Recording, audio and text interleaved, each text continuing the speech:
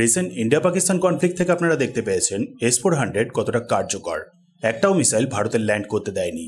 এরই মধ্যে রাশিয়া আবার অফার করেছে ভারতকে S-500। কোনো নর্মাল অফার না, অফারটা হলো ভারতেই প্রডিউস করার। ভিডিওটা দেখুন।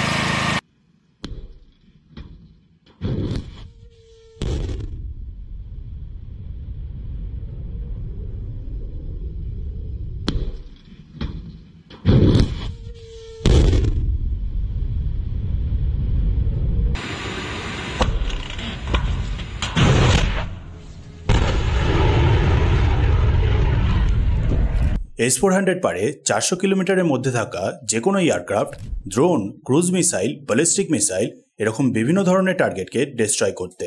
ম্যাক্সিমাম 30 কিলোমিটার ওপর অবধি উঠতে পারে। সেখানে S-500 পারে 600 কিলোমিটার দূর আর 200 কিলোমিটার উচ্চতা অবধি থাকা যে কোনো টার্গেটকে ডিস্ট্রয় করতে। সেটা ইন্টারকন্টিনেন্টাল ব্যালিস্টিক মিসাইল হতে পারে, হাইপারসনিক ক্রুজ মিসাইল হতে পারে, 5th জেনারেশন স্টেলথ এয়ারক্রাফট যেমন F-35 বা B-2 বম্বার হতে পারে, অথবা লোয়ার অরবিটে থাকা কোনো স্যাটেলাইটও হতে পারে। এই সব কিছুকেই ইন্টারসেপ্ট করার ক্ষমতা রাখে জাস্ট কয়েক সেকেন্ডের মধ্যে। প্লাস যেহেতু জয়েন্টলি ভারতেই প্রডিউস করা হবে, তাই এমার্জেন্সি পড়লে ভারতকে অপেক্ষা করতে হবে না। ডেলিভারি ডিলে হওয়ার চিন্তাটা অনেকটা কমে যাবে। বুঝতেই পারছেন, বড় একটা অপরচুনিটি অলরেডি অনেকটা স্ট্রং হয়ে যাওয়া ডিফেন্সকে আরও স্ট্রং বানিয়ে ফেলার, ফিউচারের দিক থেকে ভেবে। সাথে টেকনোলজিও শেয়ার হবে। আর এটা এমন না যে প্রথমবার হচ্ছে। ব্রহ্মসকেও জয়েন্টলি প্রডিউস করে রাশিয়ার ইন্ডিয়া। আর সেই ব্রহ্মস আজকের দিনে দাঁড়িয়ে কতটা সাকসেসফুল সেটা সবাই অলরেডি দেখে ফেলেছে। এবার ডিপেন্ড করছে ভারতের সরকার কি ডিসাইড করবে। আপনার কি মনে হয় ভারতের কি করা উচিত?